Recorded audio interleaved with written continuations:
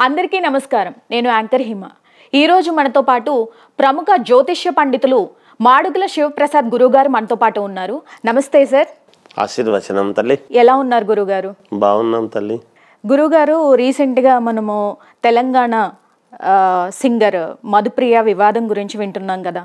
అంటే ట్రెండ్ మారచ్చు, ట్రెండ్కి తగ్గట్టు రీల్స్ చేయొచ్చు, అన్నీ చేయొచ్చు. బట్ ఇప్పుడు ఎలా మారిపోయిందంటే దైవ సన్నిధిలో సైతం రీల్స్ కానీ ఆల్బమ్ సాంగ్స్ కానీ చేయడం జరుగుతుంది. సో ఆ విషయం గురించి అధికారులు కూడా ఇప్పటి వరకు చర్యలు అనేది తీసుకోలేదు. సో దాని గురించి ఏమంటారు గురుగారు? శ్రీ మహాగణాధిపతయే నమః. ఐం మహాసరస్వత్యే నమః. శ్రీ లలితాంబికాదేవియే నమః. అమ్మ, మధుప్రియ అనేటువంటి అమ్మాయి గాయని గర్భగుడిలో పాడటం అనేటువంటి దానికి వచ్చినటువంటి సమస్య ఇదంతా కూడా. గాయకులు అద్భుతంగా పాడతారు. ఆ అమ్మాయి గొంతు కొంచెం టిపికల్ వాయిస్. ఆ అమ్మాయికి చాలా భవిష్యత్తు కూడా ఉన్నది. ఎన్నో ఇబ్బందులు పడి ఆ అమ్మాయి ఈ స్టేజికి వచ్చింది అని నేను ఎరుగుదును. అవును సార్, అవును. ఎందుకంటే నాకు తెలుసు, ఆ నోట ఈ నోట నాకు తెలుసు. ఇక్కడ అంటే మా అమ్మాయికి కాస్త స్నేహం కూడా ఉన్నది నా కూతురికి. అందువలన ఇక్కడ ఏమవుతున్నది అంటే ఈ గర్భగుడిలో పాడటం అక్కడ శివుడిది కదా, పరమేశ్వరుడిది కదా. అంటే ఆలయ తలుపులు మూసివేసి మరి భక్తులని దర్శనానికి వెళ్లకుండా ఆపి మరి షూటింగ్ టీం అంతా కూడా దీన్ని ఎంకరేజ్ చేశారు. సో అలా వివాదాస్పదంగా మారిపోయింది. ఖచ్చితంగా అమ్మ, అది వివాదము, అది తప్పే. అది ముందు ఖండించాల్సినటువంటి విషయమే అది. ఎందుకంటే ఒక చిన్న మాట, షూటింగ్ తీయవచ్చును. ఎక్కడ తీయవచ్చు? ఇప్పుడు భక్తులు స్వామి సందర్శనార్థము చాలామంది వచ్చేటువంటి వాళ్ళు ఉంటారు. అవును.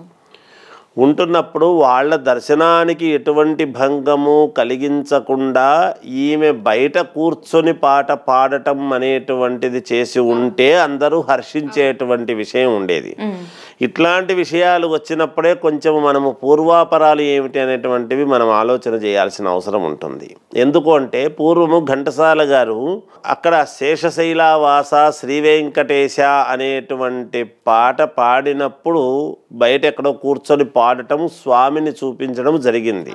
ఇంకొకటి కూడా, శంకరాభరణం సినిమాలో సోమయాజుల వారు పాడుతూ ఉన్నప్పుడు శంకరా నాద శరీరాపర అనేటువంటి పాట పాడినప్పుడు కానీ బయట కూర్చొని పాడడం జరిగినది. సప్తపది సినిమాలో నృత్యము చేస్తూ ఉన్నప్పుడు కూడా అంతరాళంలో నృత్యం చేయటం అనేటువంటిది జరిగింది.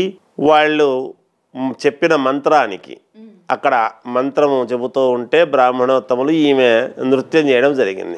అంటే స్వామికి, భగవంతుడికి ఉపచారాలు అనేటువంటివి ఉన్నాయి. గీతము, నృత్యము దర్శయామి, గీతము శ్రావ్యయామి అని చెప్పి అలా ఈ మామూలుగా వేదాలు కూడా చెప్పడం జరుగుతూ ఉంది. సామవేదము, అధర్వణ వేదము, ఋగ్వేదము, యజుర్వేదము ఇవన్నీ కూడా ఉపచారాలలో చివరిలో చెబుతారు.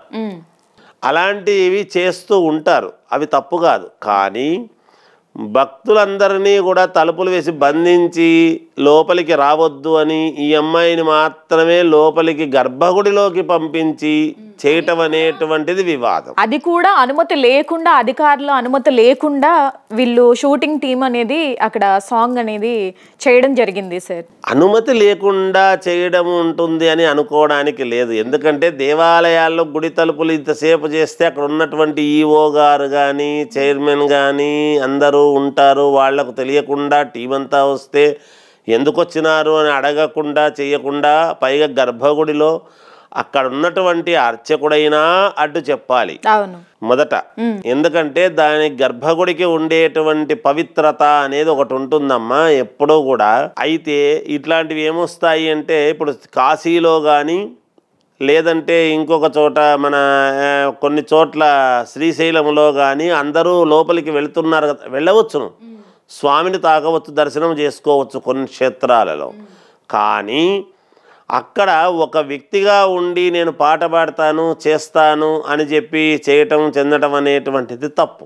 అందుకని గర్భగుడికి ఒక పవిత్రత అనేది ఉంటుంది ఎప్పుడు కూడా. అందుకనే గర్భగుడిలోకి అందరూ రాకుండా, ఎందుకంటే స్వామికి నిత్యము మంత్రోచ్చారణలతో వేద మంత్రాలతో అక్కడ ఆ స్వామికి ఎప్పుడూ కూడా ఎప్పటికీ అప్పుడు పవిత్రత చేస్తూ అందరికీ అనుకూలించేటువంటి విధానంగా ఉంటుంది. ఎందుకు దేవాలయానికి వెళుతున్నాం మనం? ఏ పవిత్రత దేవాలయంలో లేకపోతే ఎందుకు వెళ్తారు ఎవరైనా భక్తులు చెప్పండి? అంతా అది దాని విలువను మనం తగ్గించిన వాళ్ళం కాకూడదు కదా. ఇంతమంది వెళుతూ ఉంటారు, కోటాను కోట్ల భక్తులము వెళతామనే అప్పుడప్పుడు ఏం చేస్తారు అంటే స్వామికి ఎప్పుడూ కూడా అంతా కూడా శుద్ధి చేయటం అనేటువంటిది పెడతారు. అవును అవును. ఆ శుద్ధి చేసి మళ్ళీ అక్కడ వేదమంత్రాలతోనూ అనుకూలముగా చేసి ఎప్పటికప్పుడు పవిత్రతను పెంపొందింపజేసే విధముగా ఉంటుంది. మనం ఎందుకు రోజు స్నానం చేస్తున్నాము తిరిగి వచ్చి అంటే ఎప్పటికప్పుడు మన శరీరము మీద ఉండేటువంటి దుమ్ము ధూళి అనారోగ్యం కాకుండా ఉండటానికే కదా రోజు స్నానం అనేది పెట్టాం. అలాగే ఎప్పుడూ కూడా బ్రహ్మోత్సవాలు అని వచ్చినప్పుడు చేసినప్పుడు ఎప్పుడైనా కూడా ముందు అక్కడ గర్భగుడిని శుద్ధి చేయటం అనేటువంటిది ఉంటాయి. అట్లాంటి సమయాల్లో గర్భగుడిలోకి వెళ్ళి పాడటం అనేటువంటిది అక్కడ అనుమతి ఇచ్చినటువంటి వాళ్ళది తప్పే, చేసిన వాళ్ళది తప్పే, ఆ ఆలోచన వచ్చిన వాళ్ళది తప్పు. ఆ అమ్మాయి మంచి భవిష్యత్తు ఉండేటువంటి అమ్మాయిని అనవసరముగా ఆ అమ్మాయిని పాడమంటే కదా లోపలికి పోయి పాడి ఉంటుంది. మనం ఆ అమ్మాయిని నిందిస్తాం. కానీ ఆ అమ్మాయి నువ్వు లోపలికి వెళ్ళి పాడమ్మా అంటే బయట కూర్చొని పాడమ్మా అంటే బయట కూర్చొని పాడేది. వాళ్ళు ఏం చెబితే అది చేస్తుంది. అమ్మాయి తప్పేముంది? కాబట్టి చుట్టూ ఉండేటువంటి వాళ్ళు దీన్ని మనం పవిత్రం చేస్తున్నామా అపవిత్రం చేస్తున్నామా అనేటువంటిది ఆలోచన చేయాల్సినటువంటి అవసరము ఆ దేవాలయానికి సంబంధించినటువంటి ఒక కమిటీ అనేది ఉంటుంది, ఈవో ఉంటారు. దాని మీద తొందరగా చర్యలు తీసుకొని చేయాలి. ఆ మధ్య ఒకసారి తిరుమల తిరుపతి కొండ మీద ఒక అమ్మాయి ఏదో ఇచ్చేస్తే నేను తప్పు చేశాను అని మళ్ళీ క్షమాపణ కోరుకుంది. అలాంటివి వెంటనే రియలైజ్ అయ్యి చెప్పుకుంటే తప్ప స్వామి అనుగ్రహం పొందాలి ఎవరైనా కూడా, కానీ భగవంతుడి యొక్క ఆగ్రహానికి ఎవరూ గురి కాకూడదు అనేటువంటిది ఆలోచన చెయ్యాలి ఎప్పుడూ కూడా. ఎప్పుడైనా అమ్మ ఇట్లాంటివి చాలా జాగ్రత్తలు తీసుకొని చేసుకోవాల్సినటువంటివే. కానీ భక్తులు అనేక రకాల వాళ్ళు దైవ దర్శనం కోసం వస్తారు. వాళ్ళందరినీ ఆపి మీరు ఇంత షూటింగ్ చేయాల్సినంతటి అవసరము ఆవశ్యకత ఎందుకు వచ్చిందో తెలియడం లేదు. ఎక్కడైనా కూడా అలా చేయకూడదు. భక్తులే ముఖ్యము భగవంతుడికి ఎప్పుడూ కూడా. అక్కడ మిగతా వాళ్ళు ఎవరూ ముఖ్యం కాదు. మరి పాడేటువంటి వాళ్ళు ఇది తీయాలి అనుకునేటువంటి వాళ్ళు కూడా భక్తులే కదా అని అనుకోవచ్చును. కానీ మరి నిజంగా భక్తి ఉండేటువంటి వాళ్ళు చేయవలసినటువంటి విధానం ఏమిటి అనేది కూడా ఆలోచన చేస్తారు కదా ప్రజానీకము. అందువలన దీన్ని వెంటనే సర్దుకుంటే సూక్ష్మముగా ఉన్నప్పుడే ఏదో పొరపాటు జరిగింది అని దాన్ని జాగ్రత్త చేసుకుంటే మంచిది. కానీ ఇటువంటిది ప్రతి దేవాలయాల్లోనూ ఒకటి చూసి రెండవది మొదలవుతుంది. ఆ మధ్య గతంలో చాలామంది ఇట్లా వివాదాల్లో ఇరుక్కున్న వాళ్ళు ఉన్నారు. ఇలా చేస్తూ నాట్యము చేయవచ్చును ఒక నర్తకీమణి తన ఇది చేస్తూ, కానీ భక్తులను అనుమతించాలి. భక్తులు చేసేవాళ్ళు వెళ్తూ ఉంటారు, చేసేవాళ్ళు చేసుకుంటూ ఉంటారు. ఆపి చేసి మరీ ఇట్లాంటి సందర్భాల్లో చేయడం అనేటువంటిది కరెక్ట్ కాదు అనేటువంటిది భావన. మెయిన్గా తెలంగాణ ఫోక్ సింగర్ అమ్మాయి రీసెంట్గా సంక్రాంతికి వస్తున్నాం గోదావరి గట్టు మీద సాంగ్తో కూడా ఫేమ్ తెచ్చుకుంది. గతంలో కూడా ఆ అమ్మాయి స్టార్ట్ చేసింది ఆడపిల్లనమ్మ సాంగ్తో కెరియర్ని స్టార్ట్ చేసింది అమ్మాయి. అంటే షూటింగ్ టీం అంతా కూడా తీసుకుని మీరు అన్నట్టు కరెక్టే, ఆ అమ్మాయిది తప్పు లేదు. అంటే ఆ టీము ఎక్కడ పాడమంటే అక్కడ బట్ ఆ అమ్మాయి కూడా మినిమం అంటే లైక్ మన భారతీయ సంస్కృతి సాంప్రదాయాలు ఆచార వ్యవహారాలు అనేది ప్రతి మనిషికి మానవ హక్కు, అది తెలుసుకోవడం అనేది సామాన్యుడి బాధ్యత అది. సో భక్తులు తీవ్ర విమర్శలకి లోనవుతుంది అమ్మాయి. రీసెంట్గా మనం చూసుకుంటే ట్రోల్ అవుతుంది కూడా. సో దానికి ఏమంటారు సార్? అమ్మాయి పాడింది కాబట్టి అమ్మాయిని మనం అంటున్నాము. మీరు ఇంకొక మాట అన్నారు, తెలంగాణకు చెందినటువంటి అమ్మాయి. ఇప్పుడు ఇటువంటి వాళ్ళను మనము కళాకారులను ఎప్పుడూ కూడా ఒక ప్రాంతంలో పుట్టినందుకు ఆ ప్రాంతాన్ని గౌరవించాలి.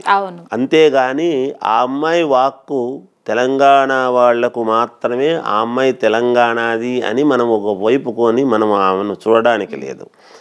యావత్తు ప్రపంచమంతా కూడా ఆ అమ్మాయి గొంతును నిజంగా కూడా మనం ఆస్వాదించవలసినటువంటిదే. అమ్మాయి చిన్నమ్మాయినా నేను పూర్ణ ఆశీర్వచనము, అమ్మవారి అనుగ్రహము, భగవంతుడి అనుగ్రహము అమ్మాయికి ఉండాలని పూర్ణ ఆశీర్వచనం చేస్తున్నాను నేను.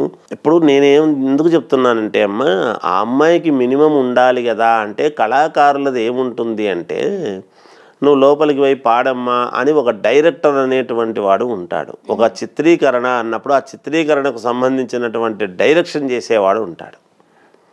ఆ డైరెక్టర్ది తప్పు. ముందు నువ్వు లోపలికి వెళ్ళి చెయ్యి, అంతా నాదేలే గుడి అన్నట్టుగా. స్వామి మనవాడే ఎప్పుడూ కూడా. అందరికీ సంబంధించినటువంటి వ్యక్తి భగవంతుడు స్వామి. అక్కడ స్వామిది, దేవుడిది. కానీ పవిత్రత అపవిత్రత అనేటువంటిది మనం చూసుకొని చెయ్యాలి. ఆ అమ్మాయిది తప్పేముంది? నేనైతే ఆ అమ్మాయిని తప్పు పట్టను. మెయిన్ గా భక్తులు ఏమంటున్నారంటే గురుగారు, అపచారం గర్భగుడిలో, అది కాళేశ్వరం టెంపుల్లో అసలు ఫోటోలు కానీ వీడియోలు కానీ తీయడానికి ఎలో లేదు. అంటే ఏ గుడిలో అయినా గర్భగుడిలో అసలు అలాంటివి చేయకూడదు.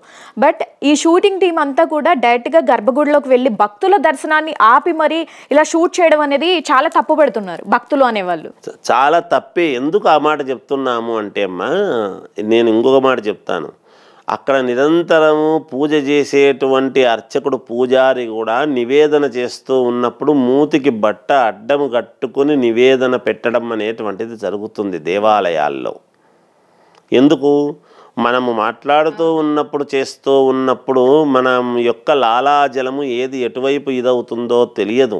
ఎంత అపచారము అంటే అది రవరవాది ఇది ఇబ్బందులు వస్తాయి. అందువలన ఆ ఇబ్బందులకు గురి కాకూడదు అనేటువంటిది ఒకటి. రెండవది, స్వామికి నివేదన పెట్టే ముందే మనము దాన్ని వాసన పీల్చడము తప్పు, అది ఎంగిలవుతుంది. అందుకని ఆ వాసన ఇది రాకూడదు అనేటువంటి దానికి కట్టుకొని చేస్తారు. అటువంటి చోట పాట పాడడం అనేటువంటిది ఇంకా ఎంత తప్పు అనేది ఒకటి గ్రహించాలి. ఆ అమ్మాయికి చాలా మంచి భవిష్యత్తు ఉంది. ఎక్కడైనా తలుపులు మూసి చేస్తున్నారు అంటే ఇది అందరికీ తెలియకుండా చేస్తారని ఎట్లా అనుకుంటారు? అక్కడ ఎవరు ఇచ్చారు? ఒక ఎంక్వైరీ. ఆలయ సిబ్బంది ఆలయంలో ఉంటారు కదా గురుగారు, ఆలయ సిబ్బంది వాళ్ళ పర్మిషన్ కూడా లేకుండా వెళ్ళారు అనేది మనకి వివాదాస్పదంగా మారింది. రీసెంట్ గా చూసుకుంటే భక్తులు ఆగ్రహం వ్యక్తం చేస్తున్నారు ఆ విషయంలో కూడా. అది ఆలయ సిబ్బంది తప్పించుకోవడానికి చెప్పేటువంటి మాటలు. సిబ్బంది తెలియకుండా లోపలికి వచ్చి ఎవడు బుద్ధి పుడితే వాడు తీస్తున్నాడంటే ఇంకా ఆలయంలో మీరుండి ఎందుకు వేస్ట్? ఇప్పుడు డబ్బులు ధనం ఉండేటువంటి బ్యాంకు దగ్గర ఒకడు ఉంటాడు, అడ్డగించాడు. వాడి ధర్మం వాడు అడ్డగించాలి, చెయ్యాలి. నేను అడ్డగించినా కూడా పోయినాను వాడిని గాయపరిచి అంటే అప్పుడు వీళ్ళ మీద అఫెన్స్ వస్తుంది. అందుకే ఆలయ సిబ్బందిపై వెంటనే చర్యలు తీసుకోవాలి అంటున్నారు. అందుకే ఆలయ సిబ్బందిని వెంటనే మార్పు జరగాలి. అక్కడ ఉన్నటువంటి వాళ్ళు సద్గుణవంతులు కాదు, అది కరెక్ట్ కాదు. ఆలయ సిబ్బందిది తప్పు, పాడిన వాళ్ళది తప్పు కాదు ఎప్పుడు కూడా. అక్కడ ఆలయ సిబ్బందిది తప్పు, అనుమతించినటువంటి వాడు అక్కడ అర్చకుడు, పూజారి కూడా కాదని చెప్పాలి. చెప్పి ఉంటే ఒకవేళ వీళ్ళు కాదని చేశారంటే అర్చకుడిది తప్పు ఉండదు. అంతేగాని ముందు అర్చకుడు గర్భగుడి తలుపులు మూసేసి బయటికి రావాలి. నేను తివ్వను అనాలి. ఇది అపచారము, నేను జరగనివ్వను, నా స్వామి, నేను ప్రజాశ్రేయస్సు కోరుకునేవాడిని అని అర్చకుడు చెప్పాలి. అందులో ఉండేటువంటి అర్చకుడు, నేను ఒక బ్రాహ్మణోత్తముడిగా అర్చకుడు కూడా తప్పే అంటాను నేను. ఎందుకంటే గర్భగుడి అర్చకుడి యొక్క ఆధీనము. లాకేసుకొని పక్కకు వచ్చేయాలి. నేను తీయని వద్దండి అని చెప్పాలి. చెప్పలేదు అంటే అర్చకుడు కూడా తప్పే. వీళ్ళందరి మీద కూడా అందరూ కేసులు పెట్టాలి నిజానికి. ఎందుకు? స్వామి ఆధీనము. స్వామి ఎవరి ఆధీనంలో ఉంటాడు? అర్చకుడి యొక్క మంత్రము ఆధీనంలో స్వామి ఉంటాడు, భగవంతుడు ఎప్పుడూ కూడా. మరి నిరంతరము తాను సేవ చేసుకునేటువంటి స్వామి దగ్గర అపచారము జరుగుతుంది అంటే తన ప్రమేయం కూడా ఉన్నట్టే కదా, అడ్డగించాలి కదా. ఆలయ ధర్మకర్తలు చెప్పొచ్చు, ఇది తప్పండి, ఆగమశాస్త్ర ప్రకారముగా ఇది తప్పవుతుంది అని చెప్పాల్సిన బాధ్యత ఉంటుంది. తెలియక పొరపాట్లు ఏదైనా జరుగుతుంది. అందుకనే వెంటనే క్షమాపణ కోరుకోవడం అనేటువంటిది కావాలి. దీన్ని డిలీట్ చేయాలి. అసలు అన్ని చోట్ల పెట్టేటువంటి పరిస్థితి రావద్దు. ఏవేవో ఊరికనే మనము ఇది కావాలి, అన్ని చోట్ల వైరల్ కావాలి అనేటువంటి దానికి ఈ మధ్య కొంచెం బాగా ఫ్యాషన్ అయిపోయిందమ్మా. నెగటివ్ తీసి పాజిటివ్ తొందరగా ఎక్కదు. ఒక అర్చకుడు అక్కడ మామూలుగా రుద్రము, నమ్మకము, చెమకము ఎంత గొప్పగా చెప్పినా ఎక్కదు సమాజానికి. తప్పులు చెప్పదు, తప్పులు తడకలు చెప్తూ ఒకడు డ్యాన్స్ వేస్తున్నాడు అంటే అది ప్రపంచానికి తొందరగా పోతుంది. ఇది ఈ సమాజం ఎక్కడికి పోతున్నాం? ఏది ఔన్నత్యము? భగవంతుడు ఎప్పుడూ కూడా ఇప్పుడు నిత్యము పూజ చేసుకునేటువంటి వాడికి భగవంతుడు కనపడాల్సిన పని లేదు. ఎందుకంటే వాడు చేసేటువంటి ఆరాధనలోనే భగవంతుడు ఉంటాడు. భగవంతుడు ఎప్పుడు ఎవరికి కనపడతాడు అంటే లేడు లేడు లేడని మొత్తుకునేవాడికే కనపడతాడు, ఏదో ఒక నిదర్శనం చూపిస్తాడు. అదేమిటి లేదన్న వాడికి చూపించినాడు కదా భగవంతుడు, మనం ఇన్నాళ్ళ నుంచి చేస్తున్నాము మనకు కనపడలేదని వీళ్ళు ఫీల్ అవుతుంటారు. అంటే వీళ్ళు చేసే పనిలోనే వీళ్ళల్లోనే భగవంతుడు ఉండి చేసుకుంటున్నప్పుడు కనపడాలనే ఆంతర్యం వీళ్ళకెందుకు? ఇంకా అవును, నీకు భగవంతుడు ఉండి సద్బుద్ధితో నువ్వు చేసుకునేటువంటి వాడివి పూజ చేసుకుంటున్నప్పుడు నీకు మళ్ళీ నాకు భగవంతుడు కనపడాలనేటువంటి ఆంతర్యం ఎందుకు వీళ్లకు? అది తెలియక వీళ్ళు నేను ఇంత పూజ చేస్తున్నాను నాకు ఇన్ని కష్టాలు ఉన్నాయనుకుంటుంటాడు. వీళ్ళకి తెలియక వీళ్ళు చేసుకునేటువంటి వీళ్ళల్లోనే భగవంతుడు ఉండి వీళ్ళు చేసుకుంటూ ఉంటారు. లేడు లేడు లేడు అనేటువంటి వానికే నిదర్శనముగా ఒక మంజునాథ తీసుకున్నా, ఇంకోటి తీసుకున్నా, ఏది తీసుకున్నా సినిమాల్లో లేడు లేడు అనుకునేటువంటి వాళ్ళకే నేనున్నాను అని ఎక్కడో చోట చూపించాల్సిన అవసరం ఏర్పడుతుంది. చూపించినంత మాత్రం వాడు అప్పుడు ఈ మనవాళ్ళగా మారింటాడు. ఈ మారిన వాళ్ళు ముందు నుంచి ఉండేవాళ్లే కదా, అందులో వింత ఏముంది? అది తెలుసుకోవాలి ఎప్పుడు కూడా. అందుకని భగవంతుడి దగ్గర ఇటువంటి అపచారాలు చేయడం చాలా తప్పు అనేటువంటిదే వాదిసి, దీనికి ఒక ప్రాంతం ఒక పార్టీ అని ఇంకొక పార్టీ అని ఆపాదించడానికి లేదు. భగవంతుడు అందరివాడు, అన్ని పార్టీల వాళ్ళలోనూ కావలసిన వాళ్ళు ఉంటారు. అందరూ దీన్ని ఖండించాల్సిందే. కేవలం ఆ అమ్మాయిని గాయనిని మాత్రమే అంటే ఉపయోగం ఏమీ లేదు తల్లి. ఎందుకంటే ఆ అమ్మాయి పాడమంటే పాడింది. ఆ అమ్మాయిది ఏముంది? మన చిన్న వయసు ఎదుగొస్తున్నటువంటి అమ్మాయిని మనము ఏది బుద్ధి పుడితే అది మాట్లాడడం కరెక్ట్ కాదు. అది తల్లి, అంతకంటే మనం చెప్పడానికి. కానీ ఇప్పుడు నార్మల్గా గురువుగారు రీల్స్ చేయడం కానీ దైవ సన్నిధిలో మనం టీటీడీలో జరిగిన సంఘటన కానీ ఇప్పుడు రీసెంట్గా గతంలో జరిగిన సంఘటనలు కానీ చేసేయడం తర్వాత సారీ చెప్పడం జరుగుతుంది. సో ఇలాంటివి జరగకుండా అధికారులు కూడా కఠినమైన చర్యలు తీసుకోవాలి. మన భారతీయ సాంప్రదాయాల్ని అలాగే ఆచార వ్యవహారాలని కూడా మనం కాపాడుకోవాల్సిన బాధ్యత మనందరి మీద ఉంది. గురువుగారు చాలా చక్కగా వివరించారు.